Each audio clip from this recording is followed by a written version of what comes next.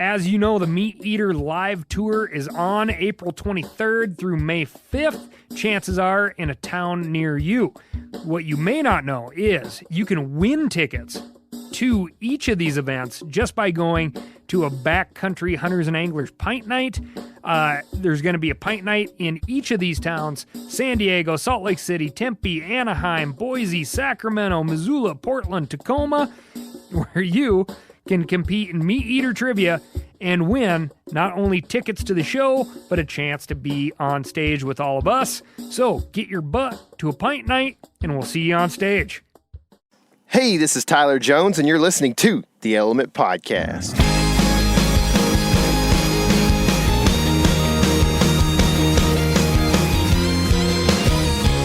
What's happening, all my woods people? It's a blustery day, probably across pretty much all of North America, it sounds like. But it's 37 degrees here, and I think that is warm for most places, considering some of the people we've been seeing on Instagram and talking to, including our guest today, who's from Iowa, an Iowa resident, John Lusk of Lusk Archery Adventures. Casey, you know this guy better than I do. Well, I don't know John personally. We've communicated a little bit, and he seems like a really cool guy. He's got a great YouTube page and a great Instagram page. He's done a lot of shooting, a lot of testing of particularly broadheads, and then bows and other things as well, too. But he's done a lot of hunting, loves to hog hunt, and loves to do a lot of other stuff. So seems like a pretty cool guy, pretty excited guy, especially for as early as it is in the morning. And I think he's going to be a pretty good guy to have on, especially a couple times right there. There's a lot of specials in this podcast. It's very special. It is an especial podcast. Particularly kind of after some events that I've had with broadheads this season. Not that I had any issues, but just some surprises in performance. And I guess you too. You know, you and I shoot different stuff. And it's for me, it's fun to kind of explore what each broadhead does and its pluses and minuses. Yeah. And John has done way more of that than I have. Yeah. Well, I probably should just listen more to the experts on our social media pages. Should you? I just found it really funny that your meat buck had you were surprised about that, and. There were guys that were telling you, what you needed to do and stuff, and they don't even know what you're doing. So I'm just like, what? Yeah. Well, that guy, he was surprised too once I told him I set up. That's what I'm saying. Okay. But like, got to up your airway. Oh, well, I'm shooting 1,000,000 grains, or whatever. I don't know what to do. I'm not shooting that much, but for whitetails, it's quite a bit. Apparently, John is going to go after some quarry here soon the continent, the wild continent of Africa. Yeah. And he's talking about thousands of grains of arrows. So it's kind of crazy. But around here, honestly, I have not been shooting my bow hardly any, and I feel kind of bad about it. You have been a little bit, haven't you? No, well, I'm in the process of getting a new bow, so I shot that one the other day, and then kind of tested it against mine to see how it felt. I still need to take it to your boy Richard and get him to, speedometer it. He's about all set up now. That's good. Yeah. I need to do that because it's. I just want to make sure that I'm not like spending extra money to not really get anything different. You know what I mean? Mm-hmm. I think I am, and I definitely know that this one at this point in the year is tuned better than the one I was shooting at the end of the year. Mm-hmm. I can just feel it. It's definitely a better bow. 5 years or so newer. So anyway, been looking at that, and then other than that, I hadn't shot. I shot that, I probably shot 15 shots out of it for one day, and then haven't shot since. I'm not really feeling that bad about it because I don't know.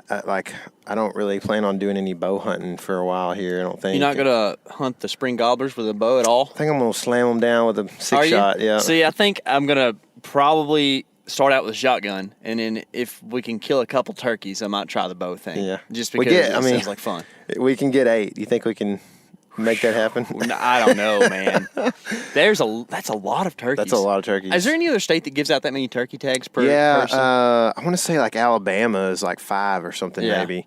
I think there is a couple of states that are right in there. We need to go to Alabama. Apparently, they're crawling with wildlife with as many deer tags and stuff. Yeah, I that they know. give out. What in the world, man? So anyway, I hadn't shot a whole lot, but basically just been, as far as like hunting goes, I haven't really done a whole lot, but I'm kind of itching. I want to go. We have some trail cameras that are still out on pub that I would like to go get if it'll ever stop raining. Well, here's the thing: is like all y'all people are listening from the Midwest and stuff. And you're like, oh, so much snow. It is literally all the snow that you're getting is rain here. Yeah, at least your ground is frozen. Here it's soggy. It's Seattle here. Yes. So yeah, it's been kind of hard for us to get out and do a whole lot with as much rain as it is, and it's cold rain. It's 37 degrees rain, you know, or whatever. So.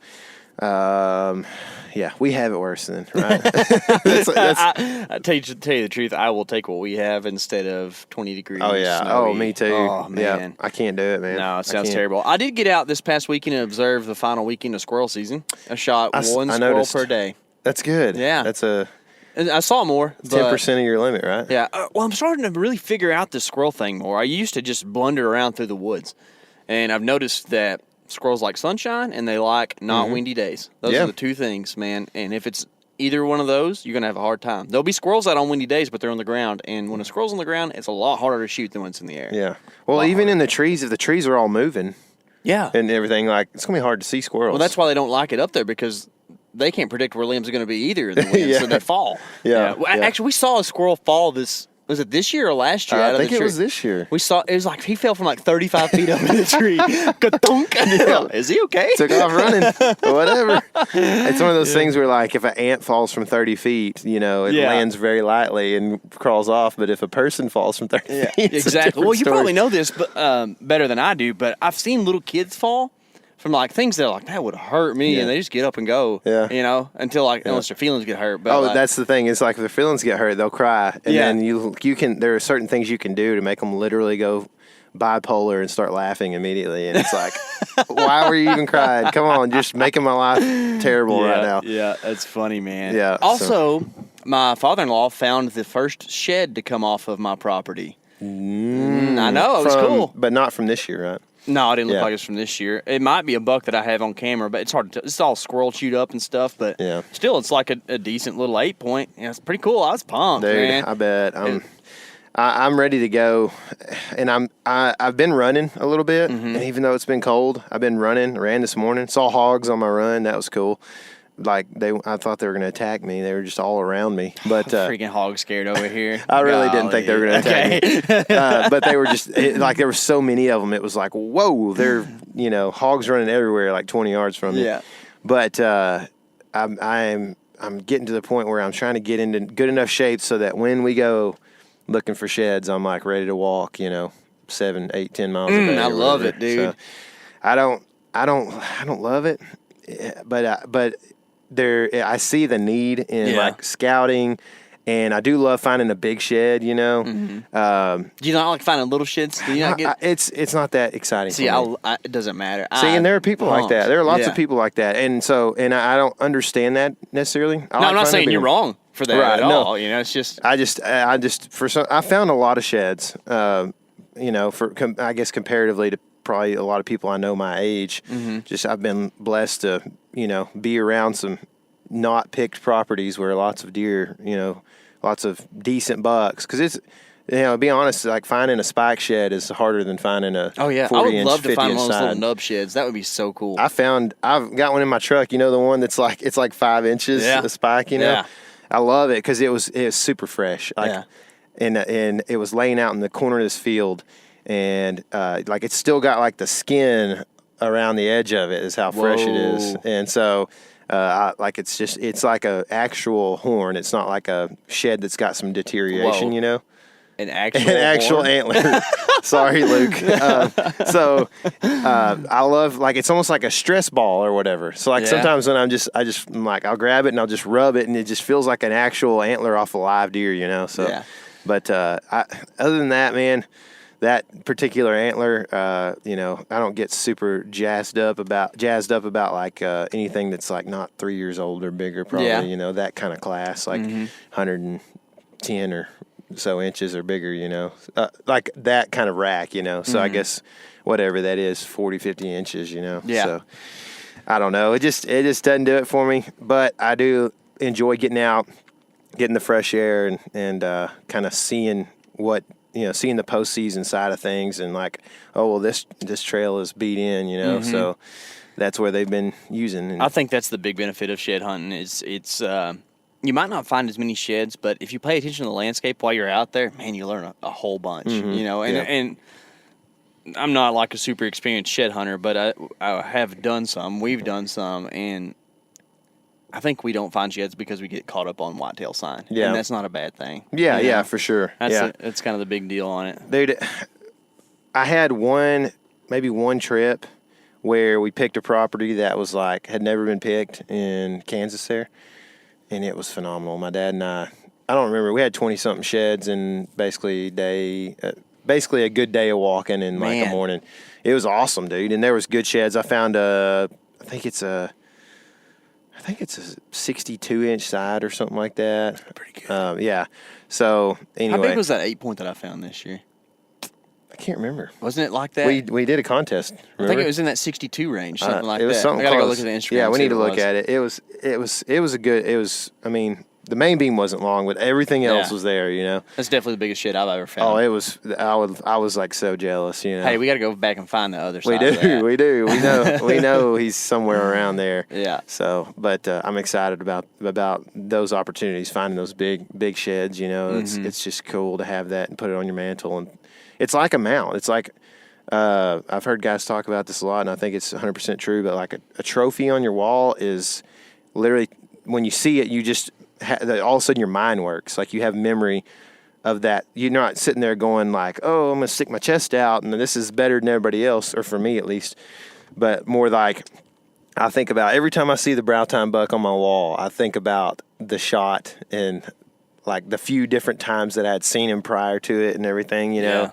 And so it's kind of the same way with a shed. You're like, especially if you know the deer, you're like, you think about all the different times you've seen that deer every time you look at the shed. But anyway, I'm wigging out on whitetails right now. I'm pretty sure John Lusk is like all about everything that can be hunted. So we might want to get on the phone with him and talk a little bit about that, since whitetail season is over and the only thing we have to do is in maybe a month find some sheds. That's right, man. That's right. Let's talk to John. He's an exciting guy, and I'm excited to hear from him. All right, let's get him on the phone. All right, so now on the phone we have John Lusk with Lusk Archery Adventures. What's happening, John?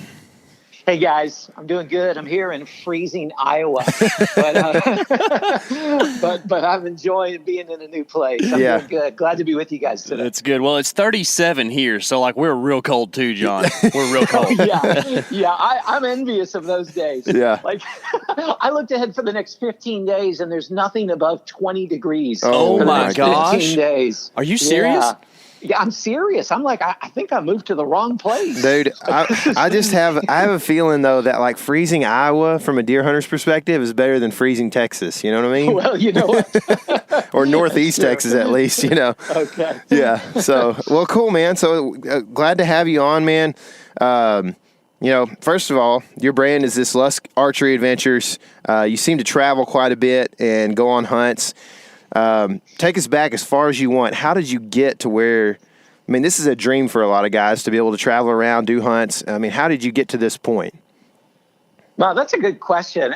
Honestly, it kind of makes me shiver a little bit just thinking about that, because when you say it's like a dream, it is like a dream.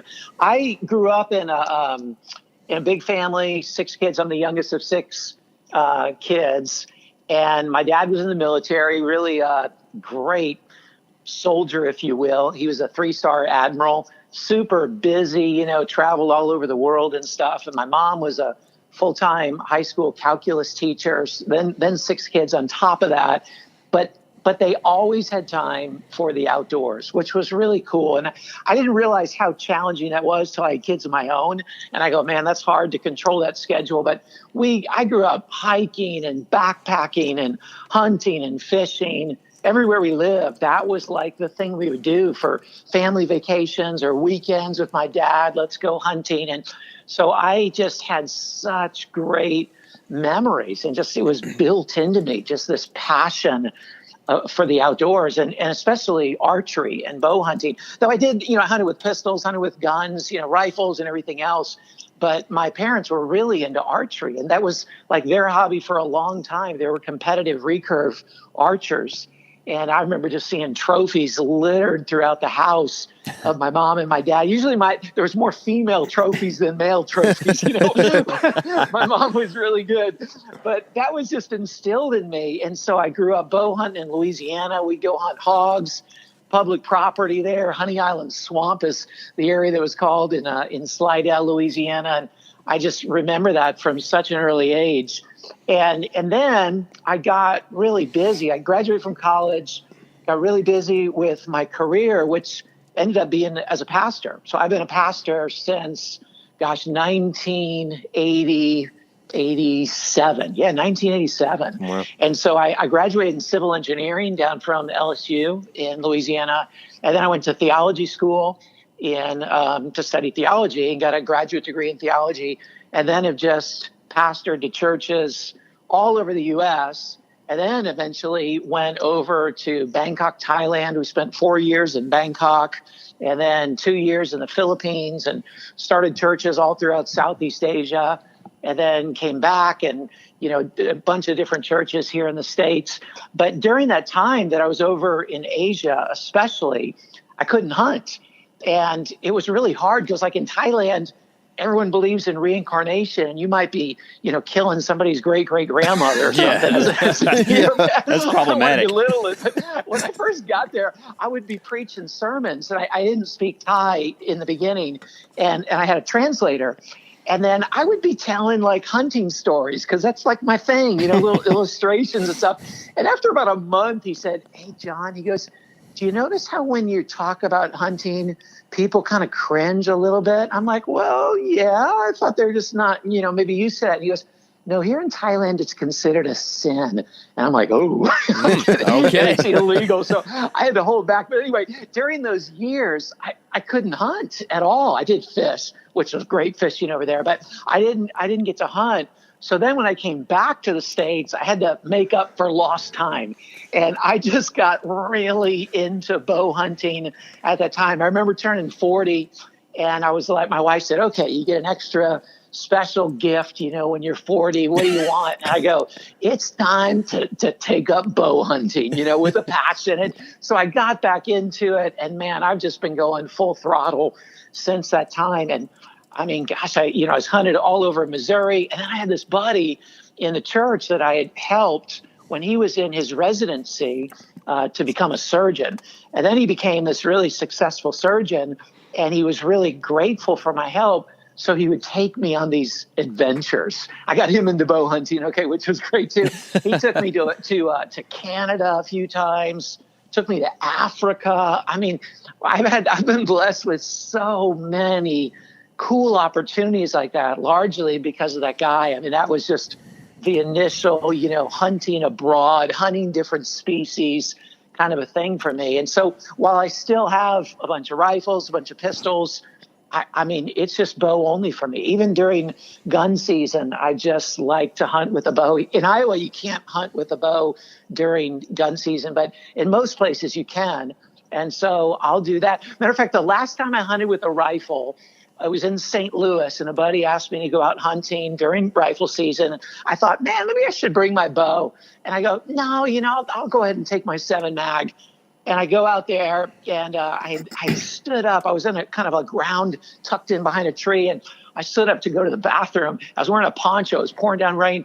And I came back toward my tree, and I look, and there's this huge buck at 9 yards. I mean, it's literally right in front of me. And my scope was on 9 power, like I hadn't adjusted. So I just held up, and it was brown, and just brown blur, and shot it, snapped its neck. It just dropped right there. And I was like, man, I should have brought my bow. So from then on, it's been bow only. So I just love it. That's cool, man. That's awesome. So when you were fishing over there was no qualms about like you're hooking my grandfather in the lips and wrestling him into the boat here or anything?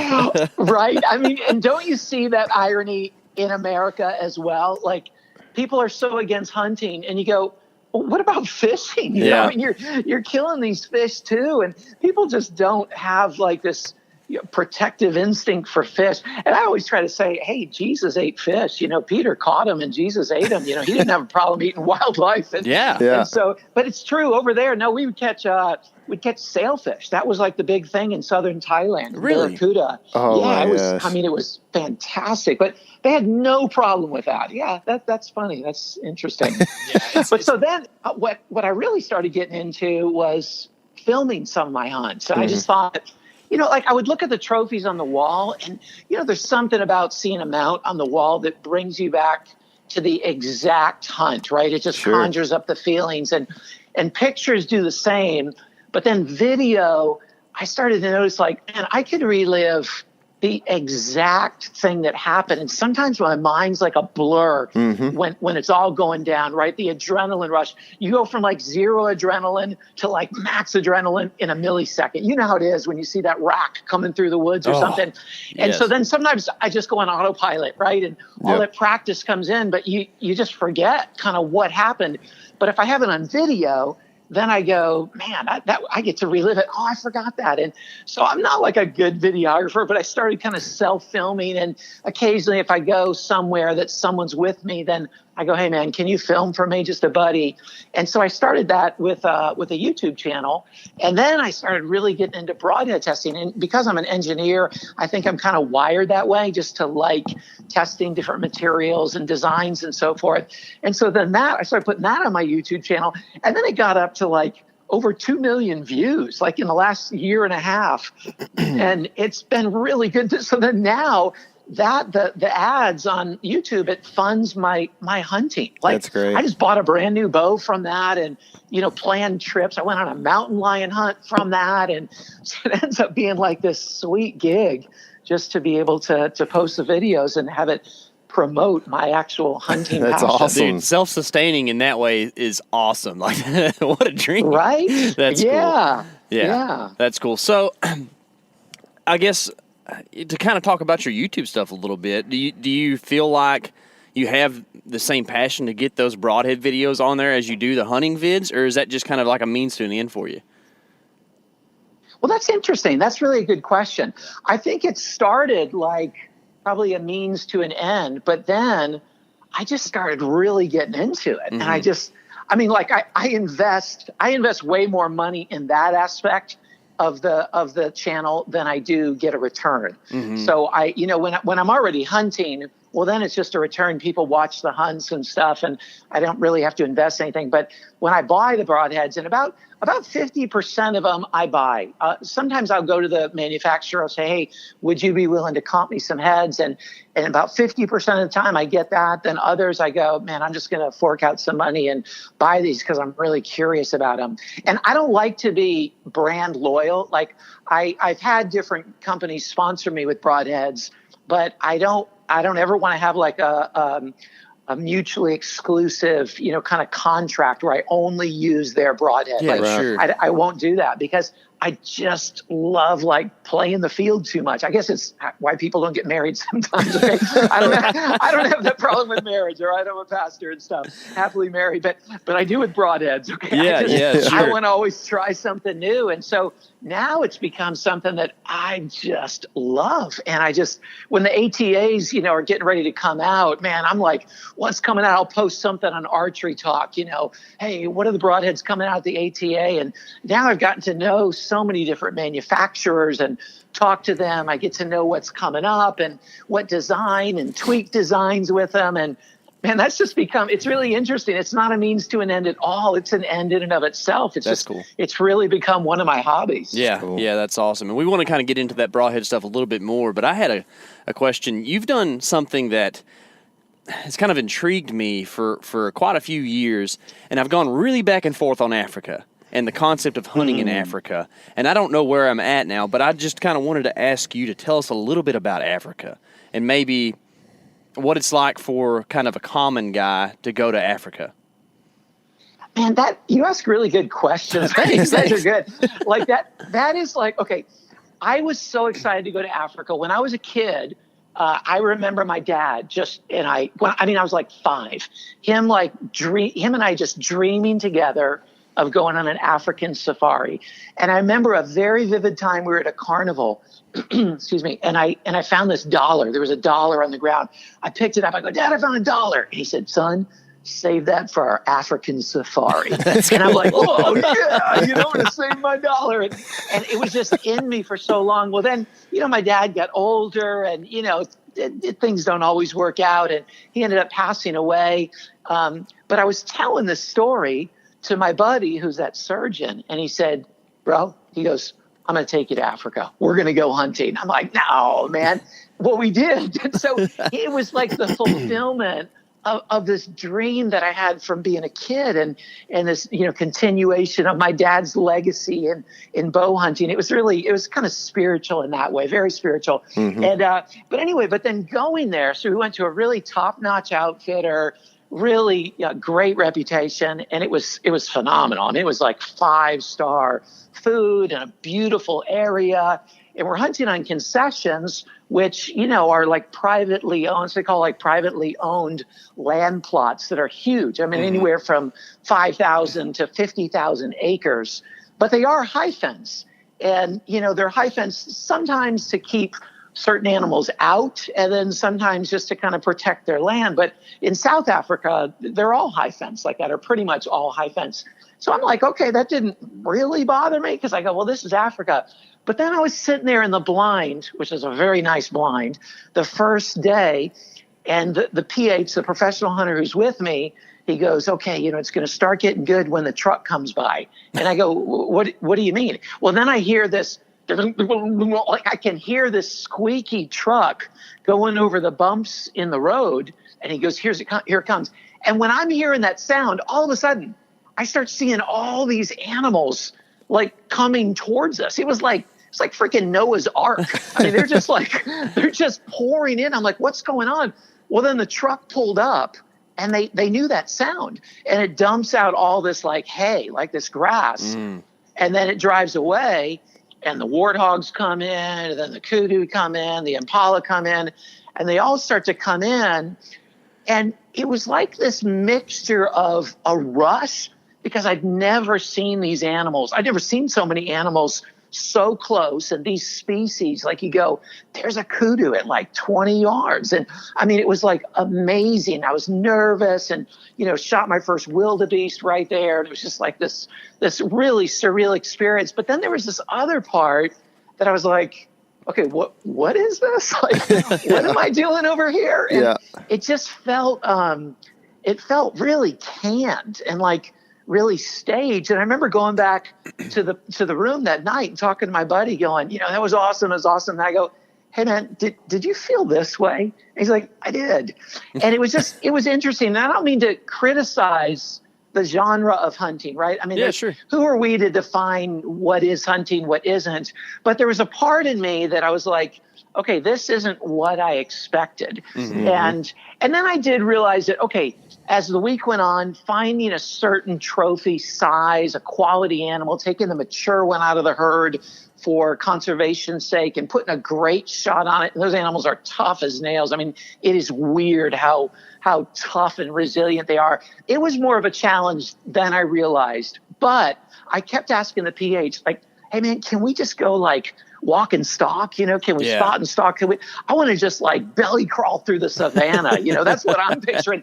So they don't like you to do that in the beginning only because they've noticed if they do that too much, people don't get the animals that they dreamed of getting. It's much harder. Yeah. Mm-hmm. And so then they leave and they're disappointed. Yeah. And then the PH goes, well, you wanted to walk and stalk. And they're like, well, but I didn't know I wasn't going to get anything. And so they recommend, okay, get what's on your hit list. And then if there's time, we'll do that. So the last day and a half was literally that. I mean, it was stalking, belly crawling, butt crawling along the Crocodile River. I mean, that's really what the river's called. I mean, right along I know, I'm like, I am there, man. Where's Tarzan? Like, I just loved it.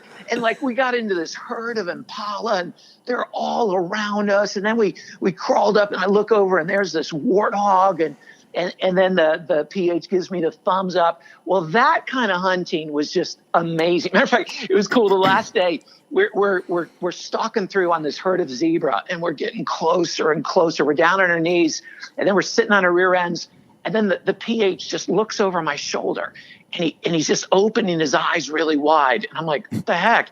And then he's like pointing behind me, and I slowly start to turn around. Well, there was nothing there.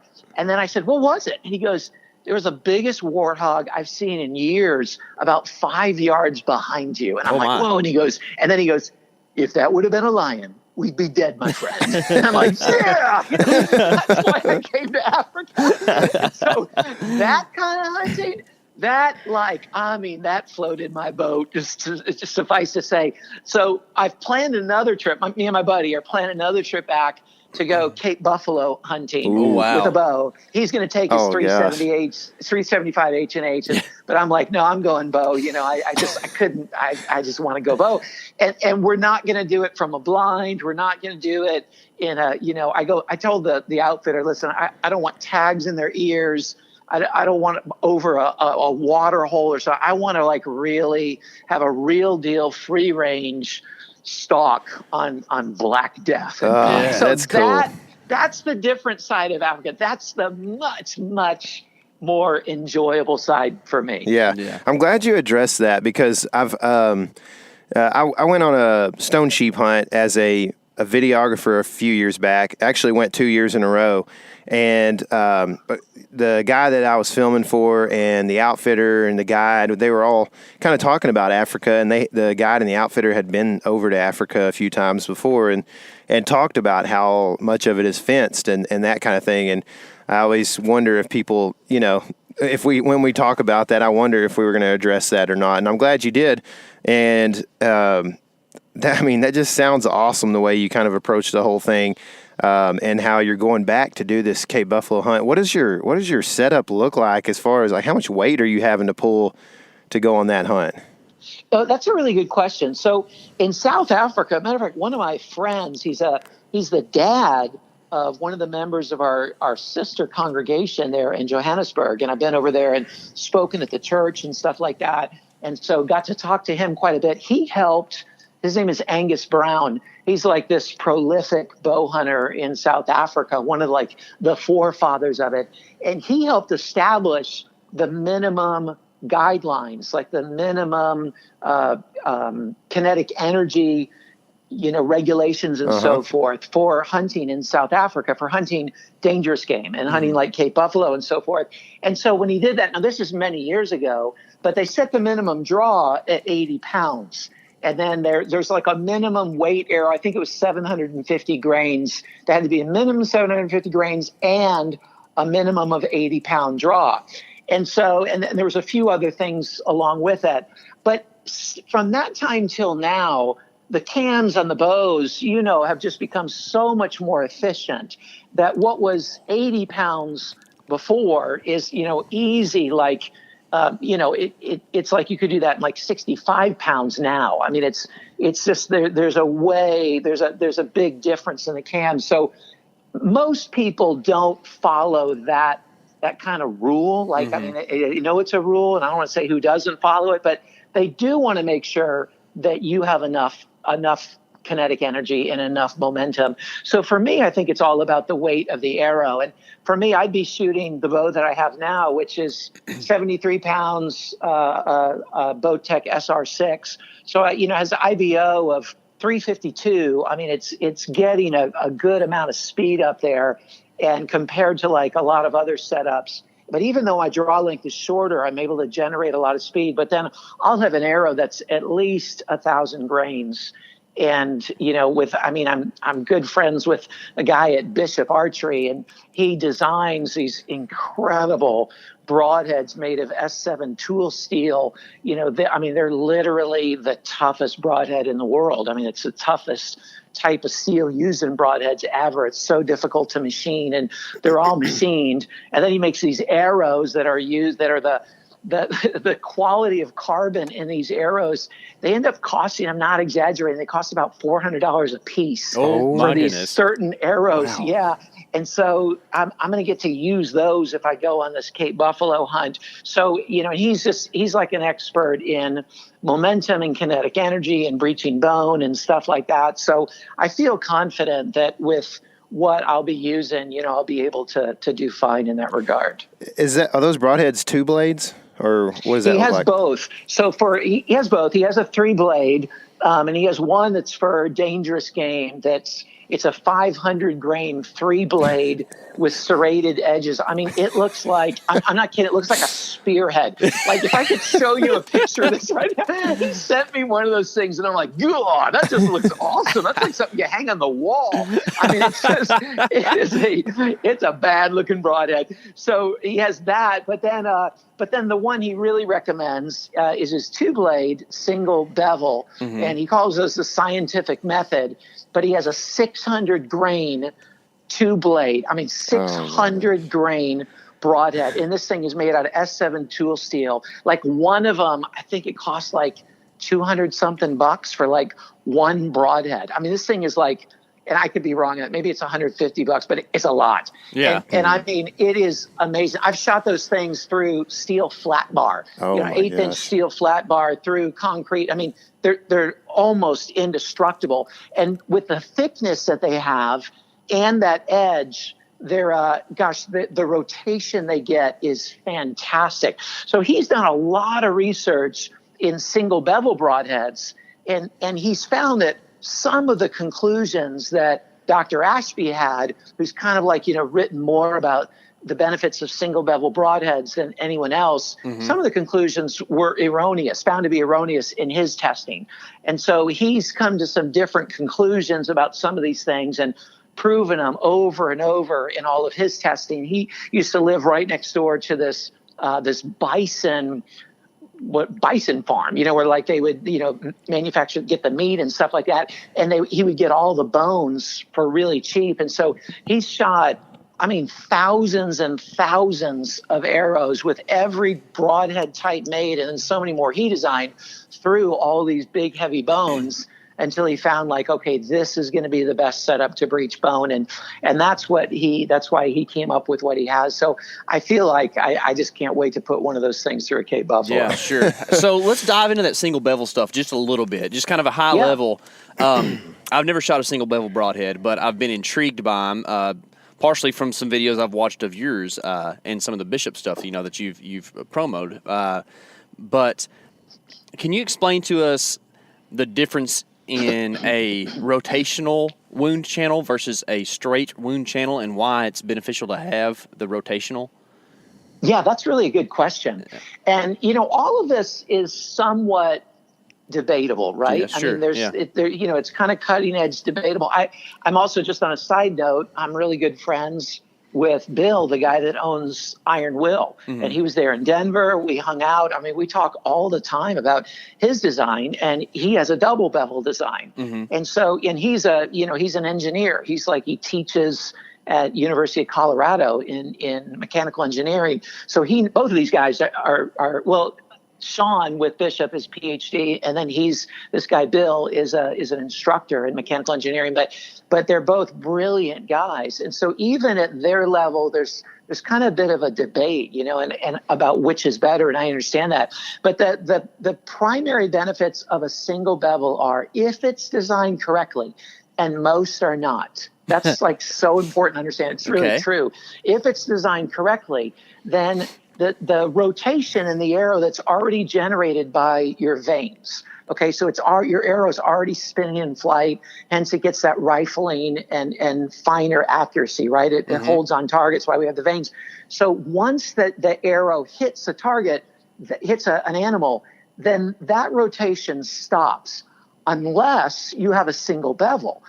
And a single bevel with its edge allows it to continue to spin, because as it drives into the animal, the force of resistance against that single bevel causes the broadhead and the whole arrow to rotate even more. So it's like, one, you got the speed of the veins spinning the arrow, but then two, you've got this new force that's causing the air to rotate from the bevel itself. Whereas a double bevel, it won't rotate. It'll just, it'll stop that initial rotation caused by the vanes and lose all of that extra force that was spinning the arrow. And it just stops, but it goes, it cuts through directly, cuts through a straight wound. In terms of the wound channel itself, there's two primary benefits. The first is if it hits a heavy bone, okay, if you got a double bevel, it's going to cut into the heavy bone, but oftentimes the arrow itself, the shaft, is of a wider diameter than that two-blade head is that's going into it.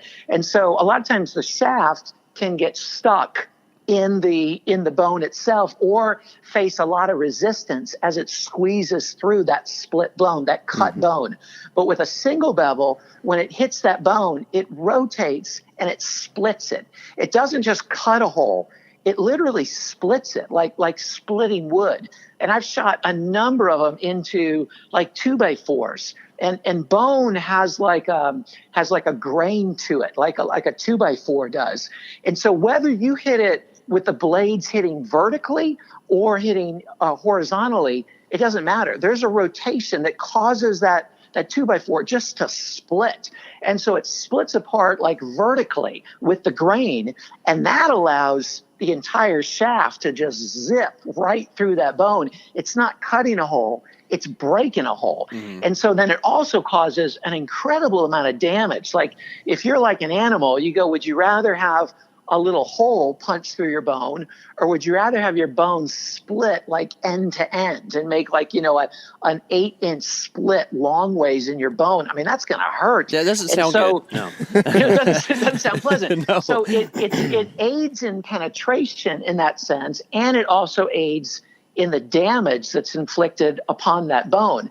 But then there's another benefit that when it goes through the softer tissue, like the innards, and man, I've seen this in animals that I've shot, when it goes through the inside, it's spinning so much, it gets what's like the spaghetti wrapped around a fork effect. So you know how if you're like eating spaghetti and you twist it around the noodles around your fork, then you cut them, you're going to cut a lot more noodles than if you just mash your fork onto the noodles on the plate, right? So you twist it around. So when the broadhead is spinning that much, it literally twists the softer tissue and organs around the broadhead as it cuts them.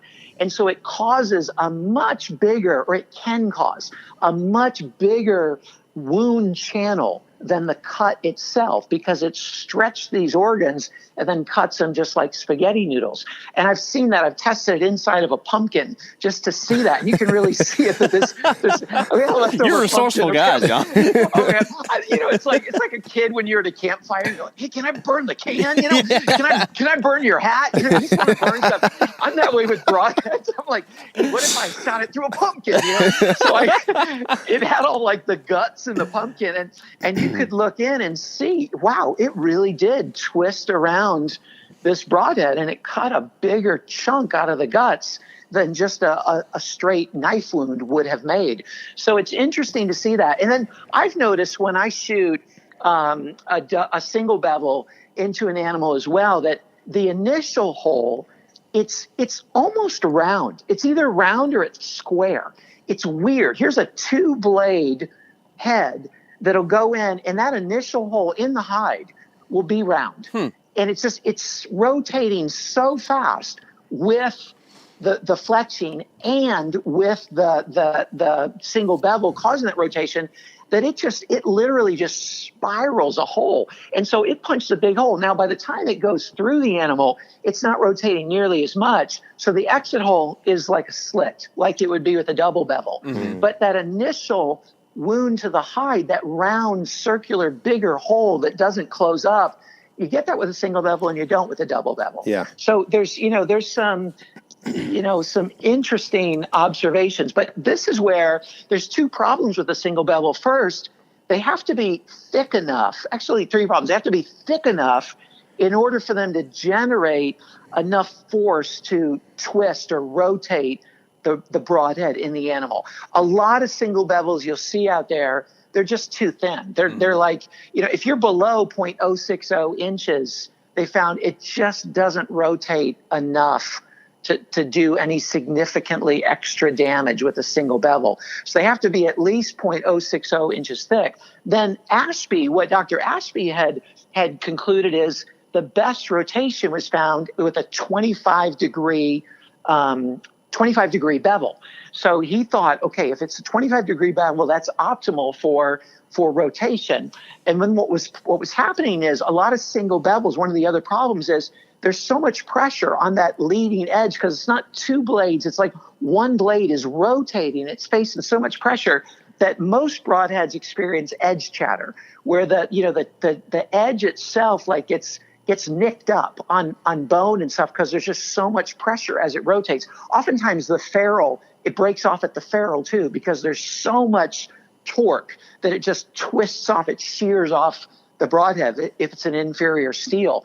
And so what this guy from Bishop did is he goes, okay, well, I'm going to use S7 tool steel, and this proprietary S7 tool steel that's, not only got a Rockwell hardness of 58, but it's got a Charpy V-notch index, which tests a steel's resistance to impact.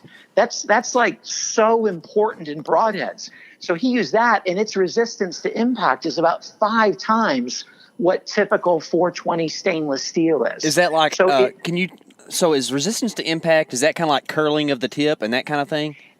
Yeah, it's Okay. like curling of the tip. It's mostly like the edge chatter itself, but it can also be curling of the tip. And what they do for a V-notch is they take a chunk of steel, and they have this machine, and they drop it on it that makes this like dent in it, and they see how much it's dented by this V-shaped force coming down on it. Okay. So that's how they measure the resistance to impact. And so when he's looking at these 25 degree bevels of single blades, all of which are experiencing this edge chatter, and he found that its sharpness is not as significant to penetration as edge integrity is. And it's like sounds really deep, but what happens? Like think about it. If you have a really sharp broadhead going in, but then if it gets nicked up, that broadhead is extremely dull. Whereas if you have one that may not feel super sharp going in, but that edge will not budge, that in the long run is going to be more effective at penetration than one that gets nicked up. And so he used this S7 tool steel thinking, okay, I can use this optimal, what Ashby says, 25 degree bevel, and it will not experience edge chatter. Well, then as he started to research it and do all these testing, he found, 25 degrees does not cause the optimal rotation. Actually, 45 degrees does. And so he found that 45 degrees is the optimal rotating force, or the optimal edge angle to create a rotating force in a single bevel. But 45 degrees, it's not very sharp. Like it's just a chunk when it's that thick, and it's like a half a square, kind of a thing. And so then he goes, okay, the best compromise is 40 degrees. So 40 degrees is sharp enough, and yet also causes enough rotation that's optimal, that you have at least 0.060 inches, and then it's a 40 degree bevel, and then it's of a grade of steel that won't experience that edge chatter. That's when you've got a winner of a single bevel. Holy cow, dude. Right? I mean, you had your physics lesson for the day. It's like so intense. Dude, it's too early. So just to clarify a few things, there's a lot of really cool information in there. I'm pretty much sold. You know what I mean? But so the single bevel, I feel like that somewhere in there you mentioned that a 2-blade versus like a 3-blade or something like that had some effect on penetration or the bone splinter or something like that. Can you kind of recap that? Because I just got lost in there. I'm sorry. Yeah, no, that's all right. Just that one little spot.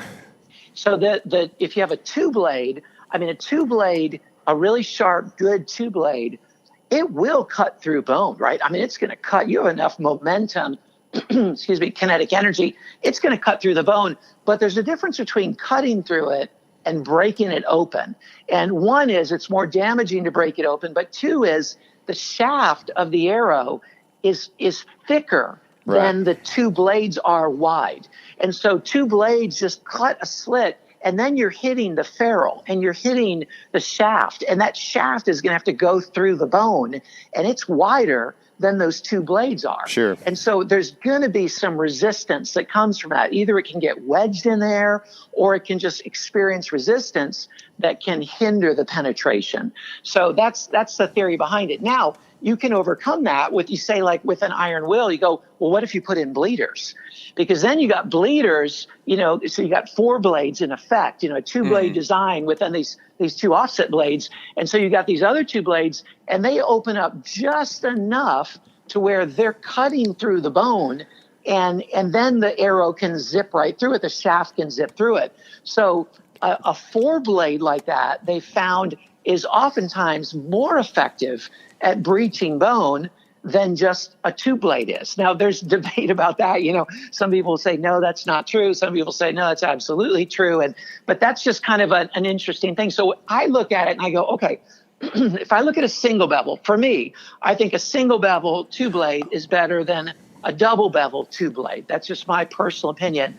And then from what I've experienced. But then you go, okay, the benefit you're getting with a spiral wound channel, is that offset by having two extra blades? If you've got two bleeders, well, now you're cutting a lot more tissue than just the diameter of those two main blades. Now you're cutting like a half inch of tissue the other way. And so the two main blades plus those two bleeders, is that making a better wound channel and damaging more tissue than a single bevel two blade would?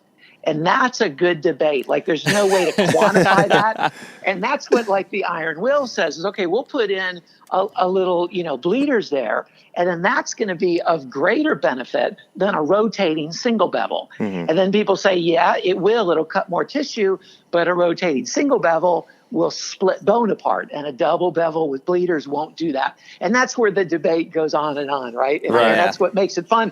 And so, like, with me, in my broadhead choice, I would love to be like Tyler and go, I've used one for 20 years. I've got the Muzzy 3-blade, something like that. Is that what you use, Tyler? I don't know. You don't have to say. I've been using a Spitfire, NAP Spitfire 100 grain for forever. And I actually went to their Spitfire Max, which is just like got a cut on contact head, kind of like the Rage, Been using that for about the last 5 years or so, and it's worked for me. But I'm a whitetail hunter. Those are fantastic. Actually, in all of my testing, I've tested. Okay, I love to test mechanicals. That's a whole separate thing. But the advantage of mechanicals, right, is that you talk about a wound channel. I mean, you can get, without sacrificing flight, you can get incredible opening and tissue damage. I mean, phenomenal. And so it's primary. Well, it's got two benefits, right? I mean, you got this low profile in flight. And if a head is constructed well, machined well, it spins true, then the next thing that determines how well that arrow is going to fly, or the broadhead, is the surface area. And if you've got too much of a surface area, it's going to act like a rudder on the plane. It's going to act like the vanes of the fletching, and it can plane off course. And so if your bow's not really well tuned when you're using a fixed blade head, then it can be very finicky. And even if it's well tuned, if your grip or your form is a little bit off, then, man, at like 60, 80, 100 yards, that fixed blade, it's going to be a little more finicky to hit with your field point, right? With your field points. But with a mechanical, you kind of don't even have to worry about that. Yeah. And the lower profile it is in flight, the less surface area, the better it's going to fly, the more forgiving it's going to be. And then you go, but so you get the best of both worlds. You get like low profile in flight, so it flies great, and then a bigger profile once it hits the animal. You go, what's not to like about that? Right. And so the mechanicals, I think, really have their place, and they've gotten so much better. And people are coming out. I just tested a brand new design from SIK the other day, SIK. It's like a new broadhead manufacturer.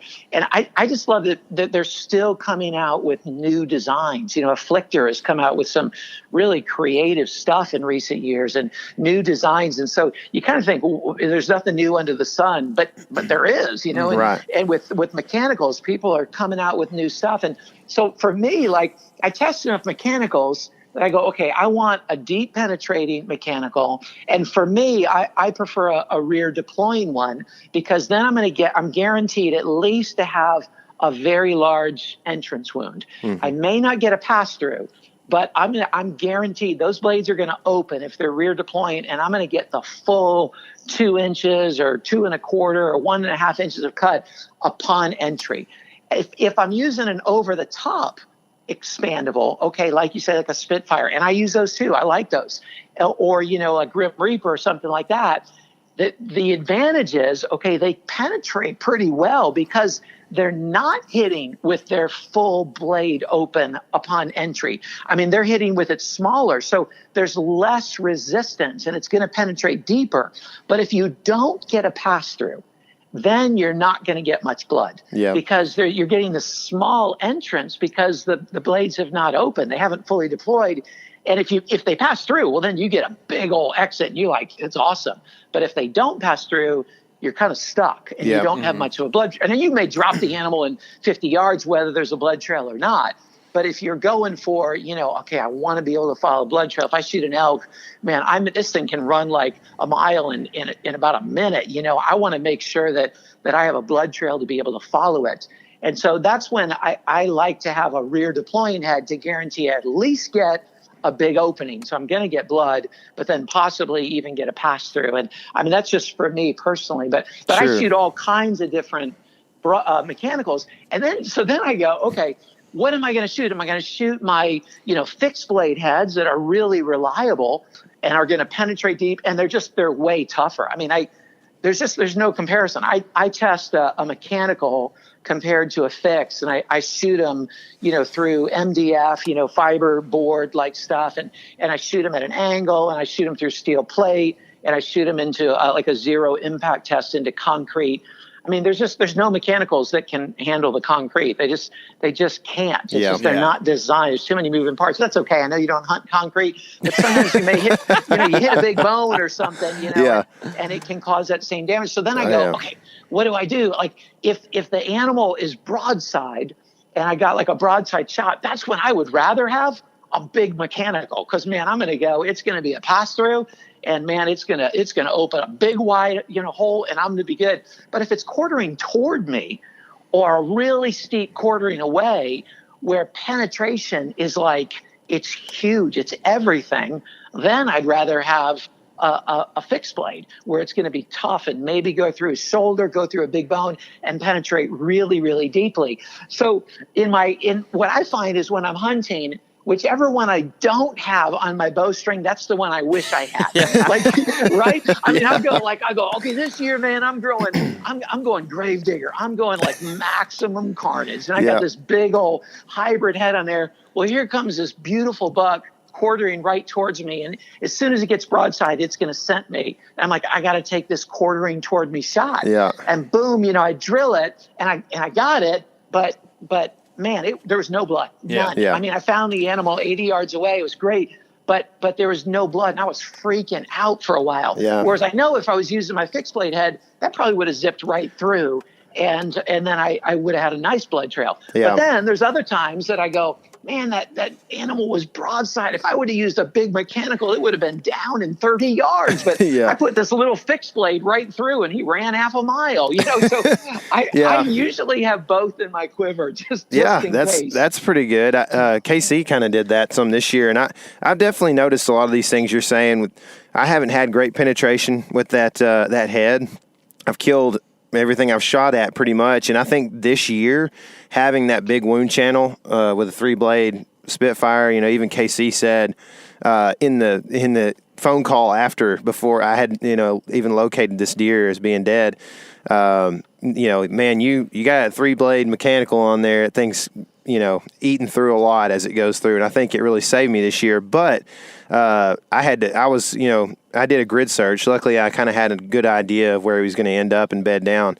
But, there was no blood trail really and it was even a pass through. But a lot of times, if I'm hitting a rib or two on the way through on a big Midwestern buck, it's not really going to get through there a lot of times. So I haven't had a lot of pass throughs. And I think, KC is definitely, he got a new bow and he's shooting a lot faster this year. And he was able to get a couple of broadheads that worked really well out to like 40 or 50 yards, patterned consistently to each other. And I think that was definitely, something that could be advantageous for me in the future. Yeah, I shot. I kind of did what you did, and we talked before we got on the phone here on the podcast. Like, you and I are both tinkerers, and then Tyler's kind of just find what works and go with it. And I just love swapping out broadheads and shooting stuff with different broadheads. Well, this year I shot an elk with a Rage hypodermic, which is kind of like the standby of all mechanicals, right? Everybody shoots hypodermics. And then I shot a whitetail with an Exodus. And funny enough, I went through both shoulders with the elk, and I went in and buried up in the opposite shoulder with the Exodus on a small little East Texas whitetail. But I think it's, because I hit dead square in the shoulder, and then B, this is kind of my question for you. How do blade angle and then surface cut correlate? So yes, this broadhead might have 2.3 inches of cut, but the blade angles are sticking straight out. So in my mind, that's a lot more resistance than something who has a much more swept blade. Maybe it's a longer blade, but it's swept back at a sharper angle, so it's not pushing as much. Is that something that we need to calculate in?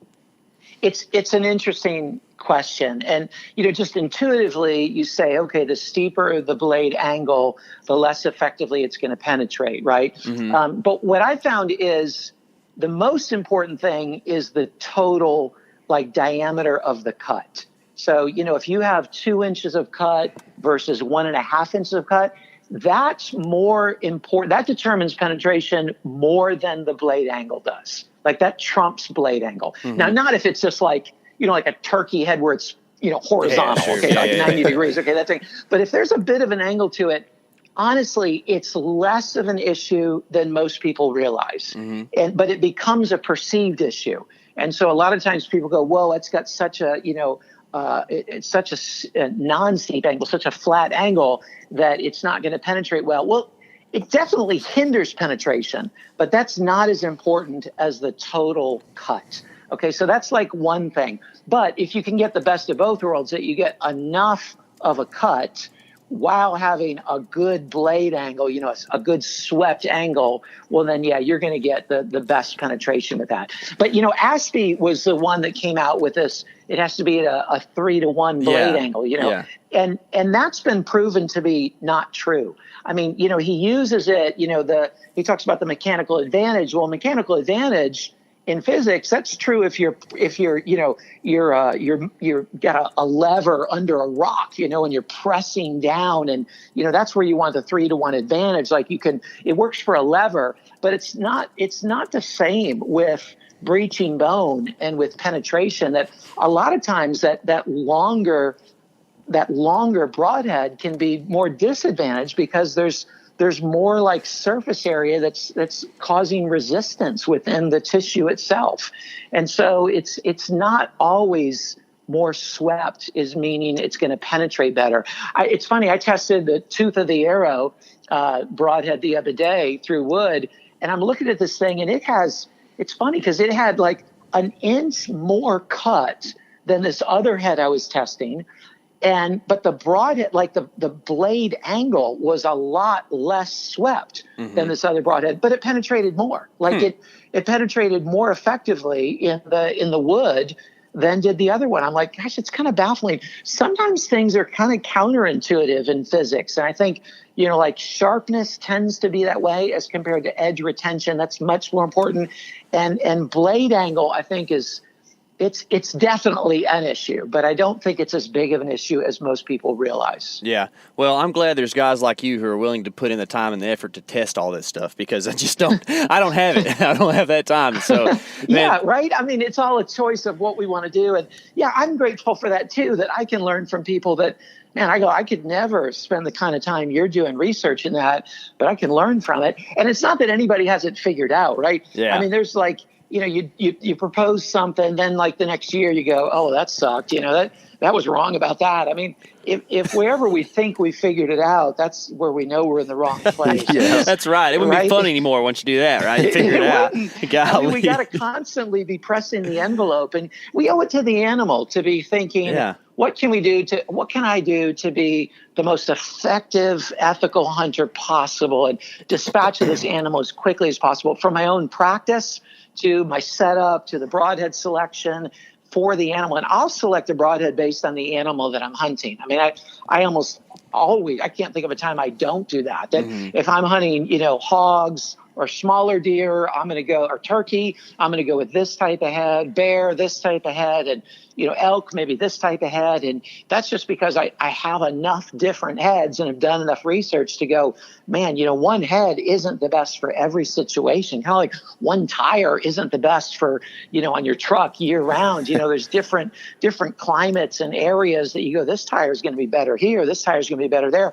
It's the same with broadheads, in my opinion. Yeah, that's right, man. And you said we owe it to the animals, and I know you believe this, but we owe it to God's creation to be good caretakers. And that's kind of what we're here for. John, I knew that as soon as I started researching you and watching your videos, if you're carrying a Bible and a bow, there's not much else I want out of a fella. You know what I mean? Like, you're going to be a pretty good guy. On my Instagram, I say that.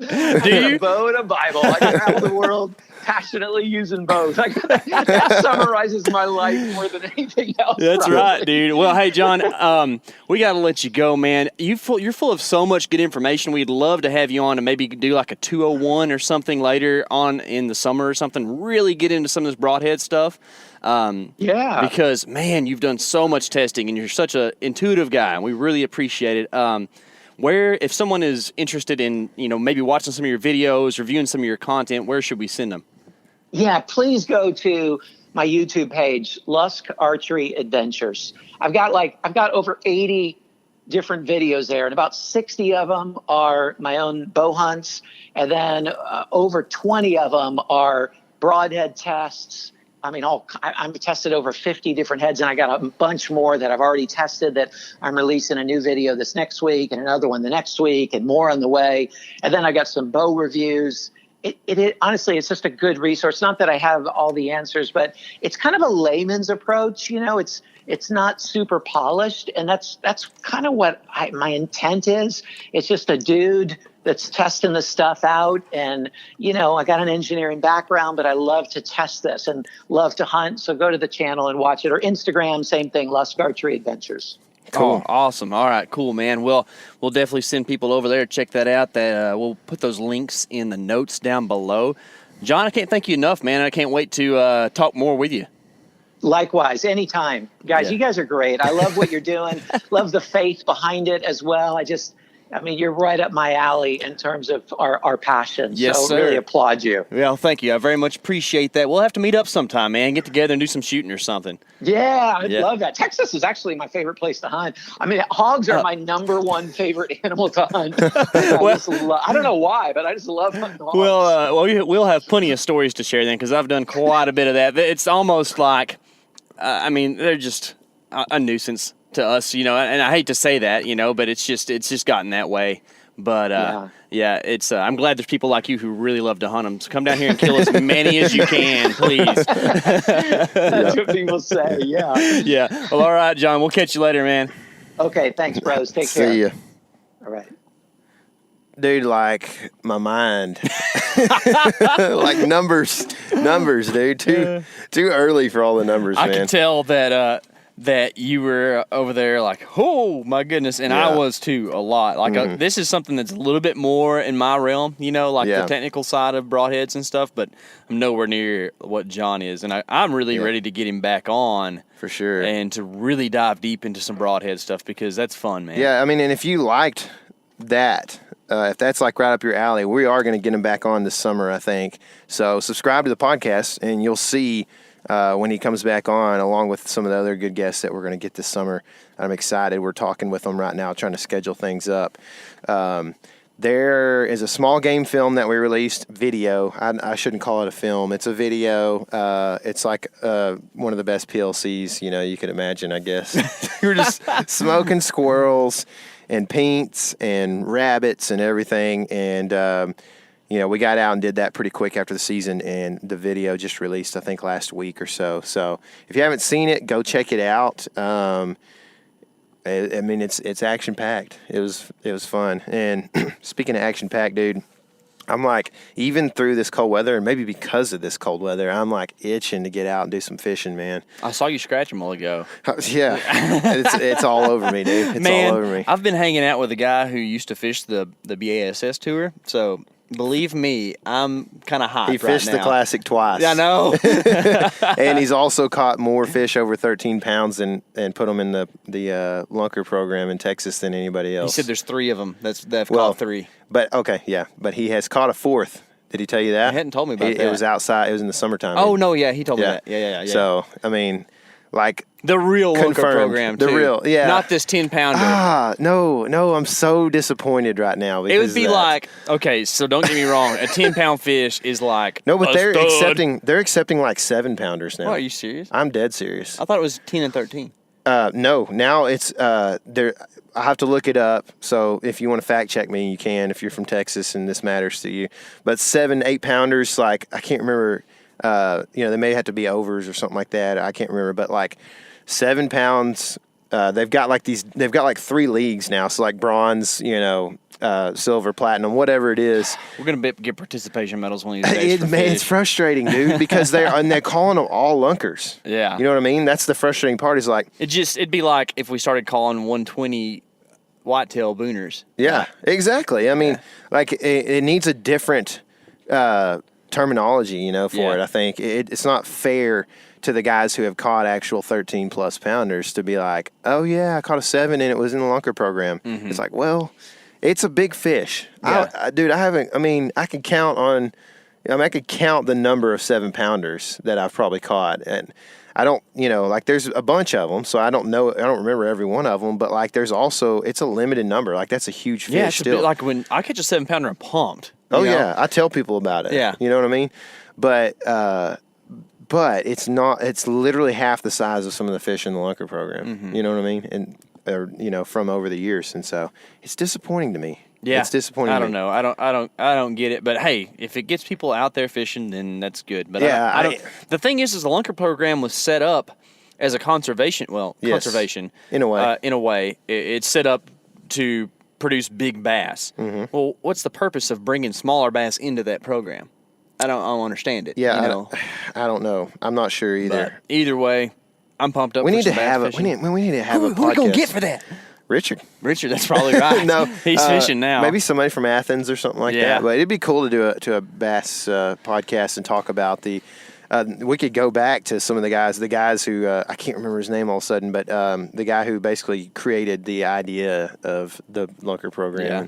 It'd be cool to talk about. Man. Yeah, it would, man. Maybe if y'all are interested in hearing about that, let us know somewhere. Send us a message or email or message on media or something like that. And if you're local as well, this applies for a lot of people, so it's something to think about, but particularly local to Texas. The Texas Parks and Wildlife input days are going on right now. Good call. There's a lot of regulations that they need your input on. Whether they'll listen or not is to be determined, but it was to be determined last year. Yeah, it did not determine last year. But one in particular that's important to us is that there's talks of expanding the so-called doe days from 4 days to 16 days during the Texas rifle season, which would be highly beneficial. Certain counties. Yeah, highly beneficial for those counties to be able to do that to help maintain a more quality deer herd. So and to relieve pressure on smaller legal bucks. Exactly, and to relieve pressure on us socially. Because, to be honest, I would love to get out and shoot some does, but when you're married, you probably get this, and then if there's any divorces in your family, you probably even understand even more. But there's not just one Thanksgiving. There's 4 to 12 Thanksgivings that you have to be a part of. That's right. And whenever those days are on Thanksgiving, makes it really hard. Yeah. You either get to shoot a doe or get that divorce that we were talking about because you don't show up to Thanksgiving. So it makes it very difficult, right? You have family responsibilities. Yeah, And a doe's not worth a divorce. You No, know what I mean? never. Maybe a booner. We'll see about that. No. But for real, and I literally talked about that to my wife last night. 'Cause I've been consuming a lot of media indirectly from the deer hunting world as I'm putting together certain things right now. And I just look at some of these guys. I'm like, man, these guys are selling out so hard for deer that it's I can see this affecting their relationship, and it's sad that can happen, but I can also see how it can happen easily. Like, by the grace of God, I'm not that way, and I could be better probably. You know what I mean? And also. So it's something you have to be careful about for sure. But that's a kind of a side note as to what you're saying. Definitely make sure you put your input in if you're from Texas, because we personally will appreciate that. And like you said, man, I didn't get to shoot a doe this year. I had some opportunities that I passed.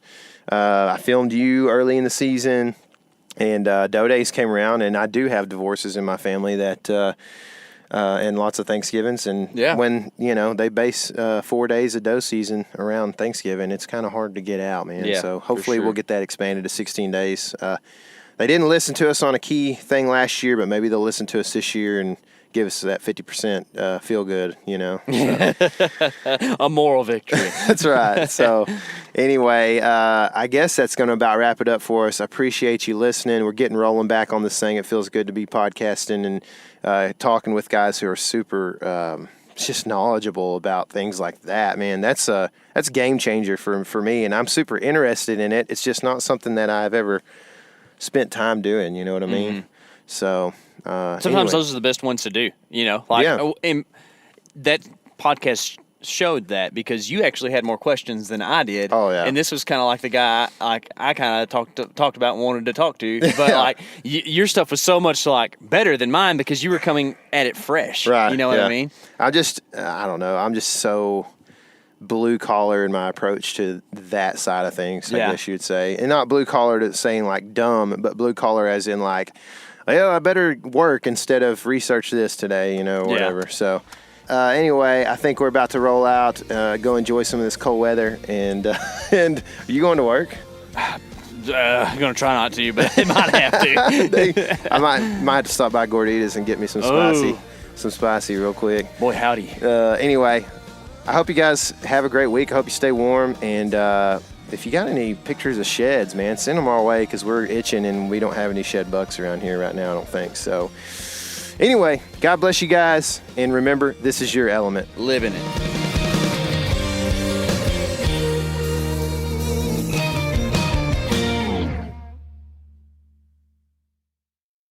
As you know, the Meat Eater Live Tour is on April 23rd through May 5th. Chances are in a town near you.